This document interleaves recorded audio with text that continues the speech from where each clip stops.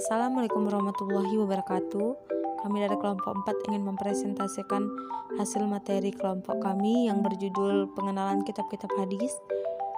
Yang saya hormati ibu dosen kita yaitu Ibu Nur Fadilah Syam MAG, dan yang saya sayangi teman-teman saya sekalian. Saya Maharani selaku moderator dan pemateri, dan dua rekan saya yaitu Habib Ramadan dan Zulfami yang akan membawakan materi. Habib Ramadan selaku pemateri pertama, Zulfami selaku pemateri kedua, serta saya Maharani selaku pemateri ketiga. Baiklah, langsung saja masuk ke materi kita yang pertama. Pada Habib, saya persilakan.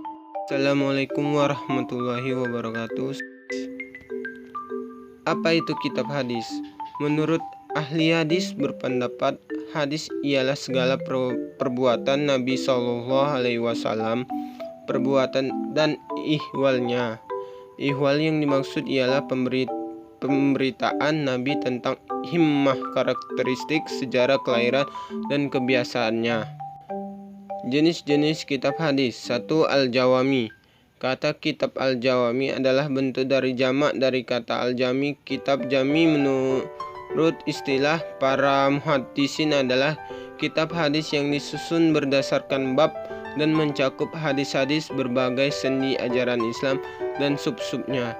Secara garis besar bab-babnya mencakup tentang akidah, ibadah, muamalah, perjalanan hidup Nabi Shallallahu Alaihi Wasallam, perbudakan, fitnah, dan berita hari kiamat. Kitab Jami itu sangat banyak.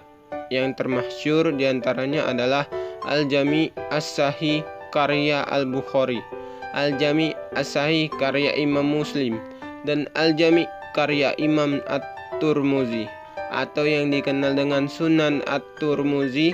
Kitab ini disebut sunan karena ia lebih menonjolkan hadis-hadis hukum. 2. Sunan. Sunan adalah kitab-kitab yang menghimpun hadis-hadis hukum yang marfu dan disusun berdasarkan bab-bab fikih. Kitab jenis ini hanya memuat hadis-hadis tertentu, bukan semua aspek ajaran Islam. Kitab sunan memuat hadis sahih, hasan, dan daif. Kitab-kitab sunan yang masyhur adalah Sunan Abi Daud, Sunan At-Tirmidzi, Sunan An-Nasa'i, dan Sunan Ibnu Majah. 3. Al-Musannafid. Kata al-musannaf mengandung makna yang sama dengan muwatta'at, yaitu kitab hadis yang disusun berdasarkan bab-bab fikih, akan tetapi mencakup hadis mauquf. Hadis maqtu disatukan dengan hadis marfu karena kitab-kitab jenis ini umumnya disusun pada awal pembukuan. Hadis kitab musannaf yang terkenal adalah Musannaf Abdul Razzaq bin Hammam As-Sahani dan Musannaf Abu Bakar bin Abu Syaibah. 4. Al-Mustadrakah. Kata al-mustadrokat bentuk jamak dari mustadrok. Al-Mustadrakat merupakan kitab hadis yang memuat hadis-hadis yang tidak dimuat dalam kitab-kitab tertentu, yang sebenarnya hadis-hadis tersebut memenuhi syarat yang dipegangi oleh penulis. Kitab dua tersebut kitab Al-Mustadrak. Yang terkenal adalah kitab Al-Mustadrak ala As-Sahihaini karya Al-Hakim Al-Naisaburi pada tahun 321 sampai 405 Hijriah, dan kitab Ilzamat karya Al-Darqutni pada tahun 306 sampai 385 Hijriah. 5. Al-Mustakhrajat. Kata al-mustakhrajat merupakan bentuk jamak dari kata al-mustakhraj.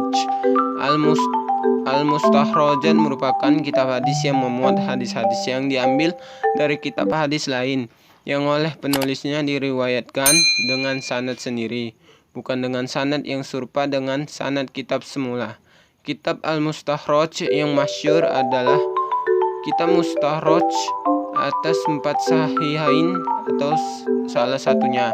Kitab yang paling banyak dibuat kitab mustakhrajnya ialah Sahih Bukhari dan Sahih Muslim. Karakteristik kitab-kitab hadis. 1. Kitab Al-Sahih Al-Bukhari. Kitab ini dikarang oleh Abu Abdullah Muhammad ibnu Ismail ibnu Ibrahim ibnu Al-Mughirah ibnu Bardizbah Al-Ju'fi Al-Bukhari. Beliau lahir pada hari Jumat 13 Syawal pada tahun 194 Hijriah di Bukhara dan meninggal pada tanggal 30 Ramadan tahun 256 Hijriah pada usia 62 tahun. Judul kitab ini disusun atas dasar wasiat salah seorang guru Imam Al-Bukhari, yaitu Ishaq ibnu Ruhawai. Kitab susunannya ia beri judul dengan nama Al-Jami Al-Musnad Al-Sahih Al-Mukhtasar min Umur Rasulullah Sallallahu Alaihi Wasallam wa Sunani wa Ayyami. B. Sistematika penulisan kitab Al-Jami Al-Musnad Al-Sahih karya Imam Al-Bukhari.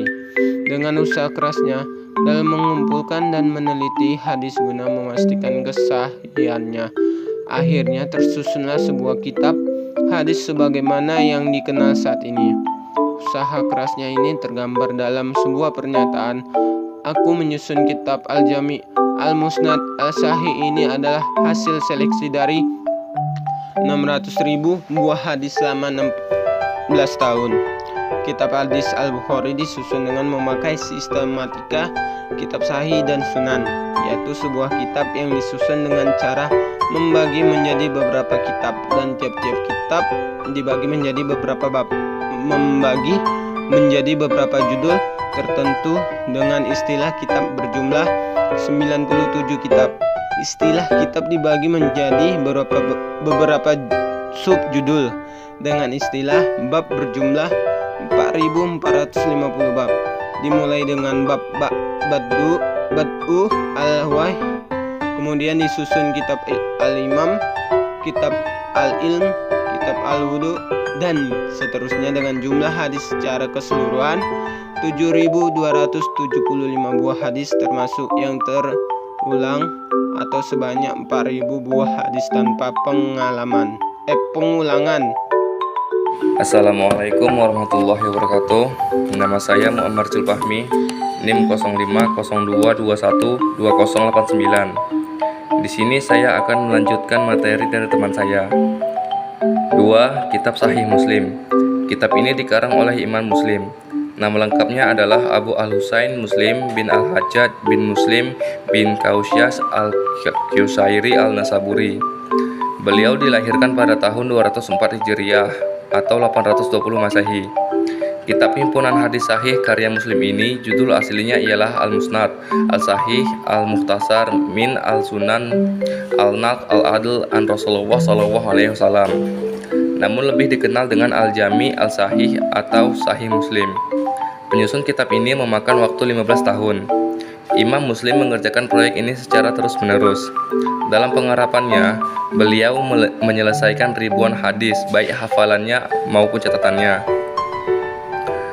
Informasi lain menyatakan bahwa kitab Al-Jami Al-Sahih atau Sahih Muslim ini merupakan hasil seleksi dari sejumlah 300.000 hadis. Terdapat informasi atau pendapat yang berbeda-beda tentang jumlah hadis kitab ini. Menurut Ahmad bin Salamah, salah seorang sahabat Imam Muslim sekaligus sebagai penulis naskah kitab ini, menyatakan bahwa dalam Sahih Muslim memuat 12.000 hadis. Sementara lainnya ada yang menyatakan berjumlah 7.275 hadis, 5.632 hadis, 4.000 hadis, dan 3.033 hadis. Perbedaan tersebut terjadi karena ada yang menghitung hadis dengan berulang-ulang dan ada yang tidak. Karenanya, perbedaan tersebut dapat dipahami sekaligus dikompromikan. 3. Kitab Sunan Abu Daud. Kitab ini dikarang oleh Abu Daud. Nama lengkapnya adalah Abu Daud Sulaiman bin Al-Ashas bin Ishaq bin Bashari bin Shidat bin Imran bin Al-Azi Al-Sijistani. Kitab Sunan menurut ahli hadis adalah kitab hadis yang disusun berdasarkan bab-bab fikih. Kitab Sunan ini hanya memuat hadis-hadis marfu, tidak memuat hadis mauquf atau ma'tuf. Sebab dua macam hadis terakhir ini tidak disebut sunnah, termasuk hal-hal yang berkaitan dengan moralitas, sejarah, dan zunud. Metode yang dipakai oleh Abu Daud berbeda dengan metode yang dipakai oleh ulama-ulama sebelumnya, seperti Imam Bukhari dan Muslim, yang menyusun kitabnya dengan hanya membatasi pada hadis-hadis yang sahih saja. Adapun Abu Daud menyusun kitabnya dengan mengumpulkan hadis-hadis yang berkaitan dengan hukum, dan dalam menyusunnya berdasarkan urutan bab-bab fikih seperti taharah, salat, zakat, dan sebagainya dengan beraneka ragam dari yang sahih sampai yang dhaif. Tetapi hadis-hadis yang berkenaan dengan fadil al-amal dan kisah-kisah tidak dimasukkan dalam kitabnya. Dalam Sunan Abu Daud, beliau membagi hadisnya dalam beberapa kitab, dan setiap kitab dibagi menjadi beberapa bab. Adapun perinciannya adalah 35 kitab, 1871 bab, serta 4800 hadis. Tetapi menurut Muhammad Muhyiddin Abdul Hamid, jumlahnya sebanyak 5274 hadis. Perbedaan perhitungan tersebut tidaklah aneh, karena Abu Daud sering mencantumkan sebuah hadis di tempat yang berbeda. Hal ini dilakukan karena untuk menjelaskan suatu hukum dari hadis tersebut, dan di samping untuk itu memperbanyak jalur sanad. Abu Daud dalam menyusun kitab sunannya tidak hanya memfokuskan hadis-hadis sahih, tapi juga memasukkan hadis-hadis dhaif. Pembagian hadis dalam kitab Sunan Abu Daud tersebut dapat diketahui dari surat beliau ke penduduk Mekah ketika menjelaskan isi kitab sunannya. 4. Kitab Sunan Al-Tirmizi. Kitab ini dikarang oleh Imam Al-Tirmizi, memiliki nama lengkap Abdul Isa Muhammad ibnu Isa ibnu Saura ibnu Musa ibnu Al-Daha Al-Sulaimi Al-Bugi Al-Tirmizi. Judul lengkap Al-Jami Al-Sahih adalah Al-Jami Al-Mukhtasar Al-Sunan Ar-Rasulullah. Meskipun demikian, kitab ini lebih populer dengan nama Al-Jami Al-Tirmizi dan Sunan Al-Tirmizi. Untuk kedua nama ini tampaknya tidak dipermasalahkan oleh ulama. Adapun yang menjadi pokok perselisihan adalah kata-kata sahih melekat dengan nama kitab.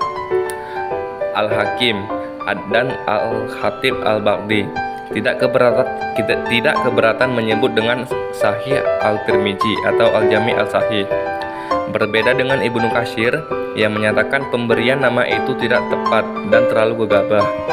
Sebab di dalam kitab Al-Jami Al-Tirmizi tidak hanya memuat hadis sahih, akan tetapi memuat hadis hasan, dhaif, dan mungkar. Meskipun Al-Tirmizi terlalu menerangkan kelemahannya dan kemulaannya dan kemungkarannya, kitab Al-Jami Al-Sahih ini memuat berbagai permasalahan pokok agama.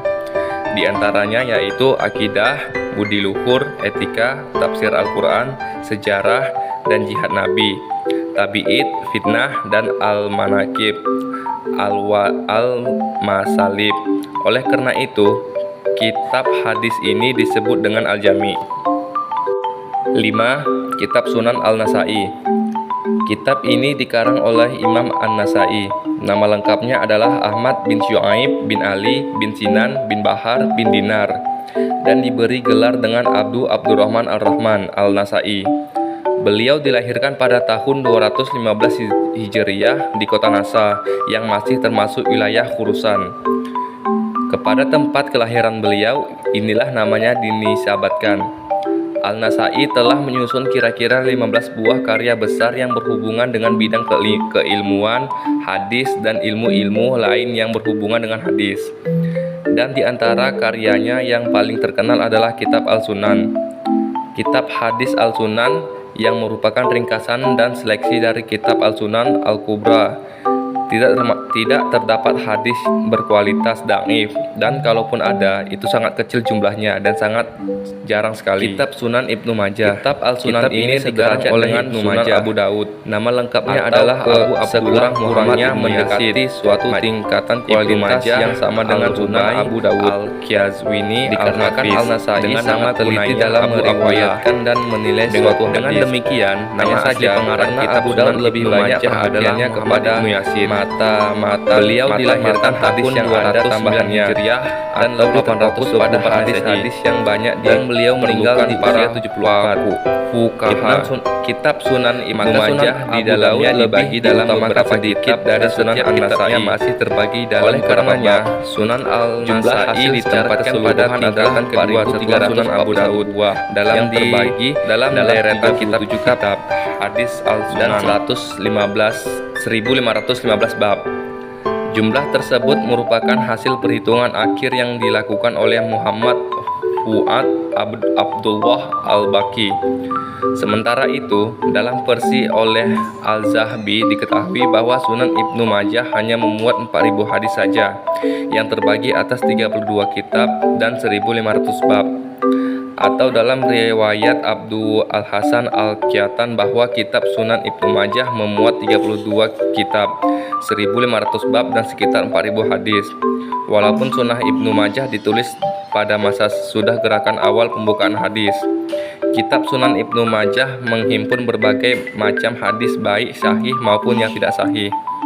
Oleh karena itu, di kalangan ulama menetapkan posisi kitab tersebut dalam kutub Al-Sittah dan disingkat terakhir sebelum Sahih Bukhari, Sahih Muslim, Sunan Abu Daud, Sunan An-Nasai, dan Sunan Al-Tirmizi.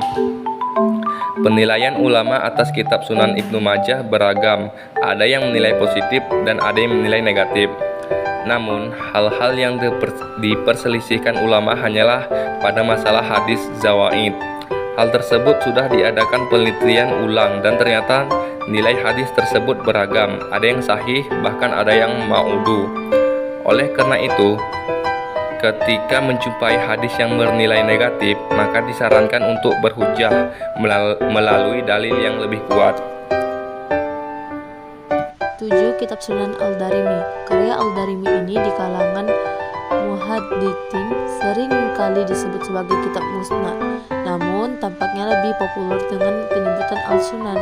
Bahkan Menun Al-Suyuti menyebutkan Al-Sunan lebih tepat dikarenakan kitab tersebut tersusun dalam bentuk bab, bukan berdasarkan pada nama-nama sahabat sebagaimana umumnya dalam kitab-kitab musnad. Dalam hal ini, penamaan karya Al-Darimi sebagai kitab Al-Musnad bisa saja musnad dalam artian bahasa, bukan dalam artian terminologi muhadits, sehingga ia disebut sebagai kitab Al-Musnad karena di dalamnya dihimpun hadis-hadis dengan rentetan sanad secara lengkap. Sebagai kitab Al-Sunan, karya Al-Darimi ini jelas tersusun dalam bentuk kitab yang terbagi ke dalam beberapa bab tertentu. Secara keseluruhan, Sunan Al-Darimi terdiri dari 24 kitab, 2686 bab, sedangkan jumlah hadis yang terhimpun di dalam kitab Sunan ini terdiri dari 3498 badit. Ke-8. Kitab Musnad Ibnu Hanbal. Kitab ini dikarang oleh Ahmad bin Muhammad Ibnu Hanbal Al-Syaibani, dilahirkan di Baghdad, tepatnya di kota Maru atau Merv. Kota melahirkan sang ibu. Kota kelahiran sang ibu. Pada bulan Rabiul Awal tahun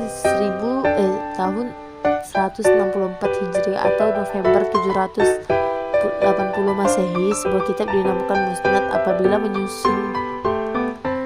penyusunnya memasukkan semua hadis yang pernah ia terima dengan tanpa penyaring dan menerangkan derajat hadis tersebut. Pengertian lain dari kitab Musnad ini ialah kitab yang hadis-hadis di dalamnya disebutkan berdasarkan nama sahabat yang lebih dahulu masuk Islam atau berdasarkan sanad. Berbeda dengan kitab mushaf yang hadis-hadisnya disusun berdasarkan urutan baba atau subjeknya.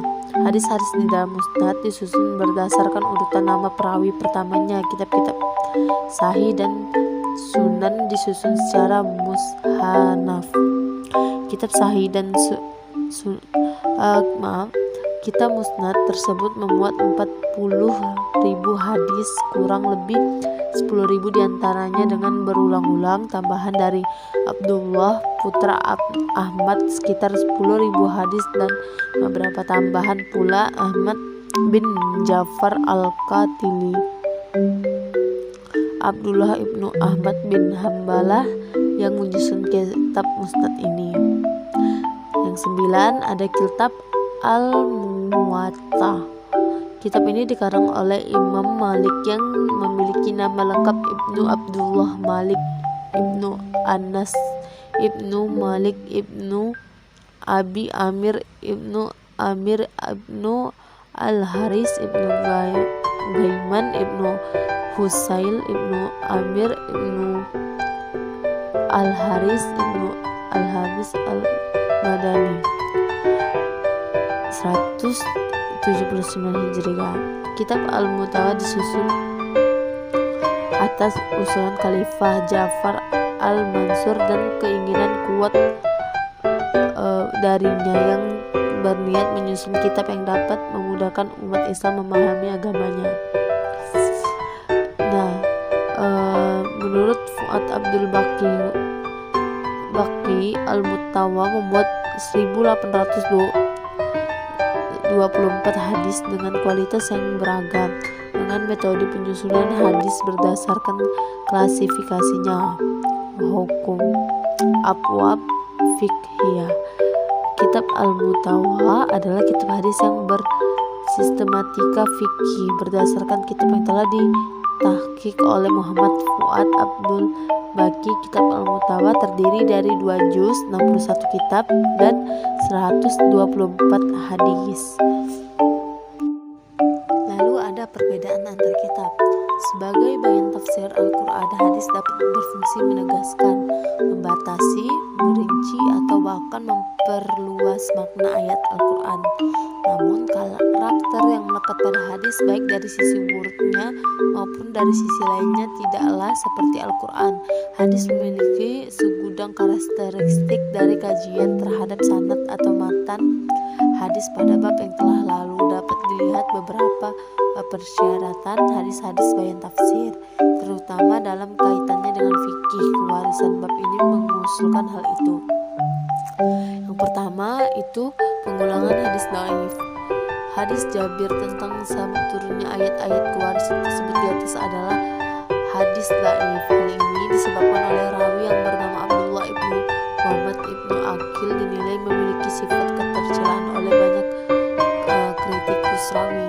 Penggunaan hadis dhaif di kalangan fuqaha tampaknya menjadi sebuah fenomena umum dalam membangun hukum-hukum fikih. Muhammad Abdul Muhammad misalnya menyatakan bahwa sebagian ulama mengamalkan hadis dhaif dalam hukuman syariah, termasuk dalam persoalan halal haram. Yang kedua itu rawi menyendiri atau gharib. Dalam beberapa tabakat seperti yang telah dilihat dalam skema sanad hadis di atas, terlihat kedua hadis tersebut, yakni hadis Jabir dan hadis Uzail, tampak diriwayatkan secara mandiri. Sebaiknya baik pada tingkat sahabat maupun tabi'in. Di dalam dibaca bahwa hadis tersebut tampak tidak populer di kalangan sahabat dan tabi'in.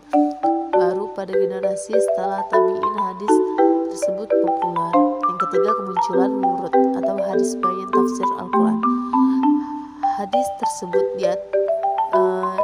dipandang sebagai sebab turunnya ayat-ayat kewarisan ayat 11 dan 12. Tetapi ayat ini juga digunakan untuk memahami kata walad dalam Surat Nisa ayat 176. Peneliti belum menemukan kapan persisnya ayat ini turun, tetapi dapat diduga ayat ini turun pada paruh pertama periode Madinah.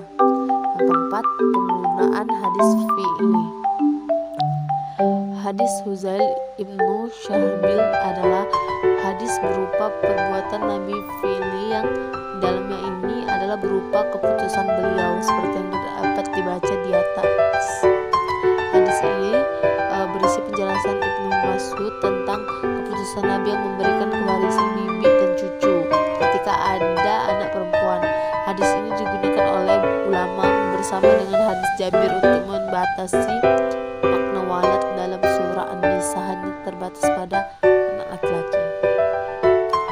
Yang terakhir, kelima, yaitu kekuatan mengarahkan makna syar'i Al-Quran. Dalam Al-Quran, kata walad disebut sebanyak 24 kali, 12 kali dalam bentuk tunggal atau walad dan 12 kali dalam bentuk jamak atau awalan. Dari kali tersebut, 8 kali penyebutan kata walad berkenaan dengan kewarisan. Kata walad memiliki makna syar'i anak yang laki-laki dan perempuan. Hal ini disebutkan oleh beberapa alasan. Pertama, dalam kasus Maryam Nabi Isa as-salam, ia menyatakan, "Ya Tuhanku, betapa mungkin aku mempunyai anak padahal aku belum pernah disentuh oleh seorang lelaki pun." Sekian dari penjelasan saya. Akan dilanjutkan dengan kesimpulan. Terima kasih. Kesimpulannya ialah hadis adalah segala perkataan atau sabda, perbuatan dan ketetapan persetujuan dari Nabi Muhammad SAW yang dijadikan ketetapan atau hukum dalam agama Islam. Hadis dijadikan sumber hukum dalam ajaran Islam selama Al-Quran, ijma, dan qiyas, di mana dalam hal ini kedudukan hadis merupakan sumber hukum kedua setelah Al-Quran. Dari beberapa kitab hadis tersebut yang telah permakalah uraikan, menghasilkan sebuah kesimpulan bahwa yang ada di dalam kitab hadis tersebut itu tidak semuanya sahih dan bias kita buat pegangan hidup. Oleh sebab itu, kita agar lebih jeli lagi dalam memilih hadis dalam membuat pedoman hadis, karena terkadang dari 1350 hadis dalam suatu kitab yang sahih hanya ada 352 hadis, dan setiap kitab hadis ada kelebihannya masing-masing, dan begitu juga sebaliknya, ada kelemahan, ada kekurangannya. Maka dari beberapa hadis kita biasa membuat pegangan hidup dalam arti yang sahih atau hadis yang masih dhaif. Dari segi periwayatannya, kitab-kitab hadis yang telah dipaparkan memiliki karakteristik khusus yang seringkali tidak dapat diperbandingkan dengan di antara suatu dengan yang lain. Demikian juga yang menyangkut kelebihan dan kelemahan masing-masing yang tampaknya satu sama lain saling melengkapi dan memperkaya referensi tertulis bagi umat Islam. Saya kembalikan kepada moderator. Saya ucapkan terima kasih. Assalamualaikum warahmatullahi wabarakatuh. Baiklah, sekian dari presentasi kami. Lebih dan kurang kami mohon maaf. Pada Allah kami mohon ampun. Wabillahi taufiq wal hidayah.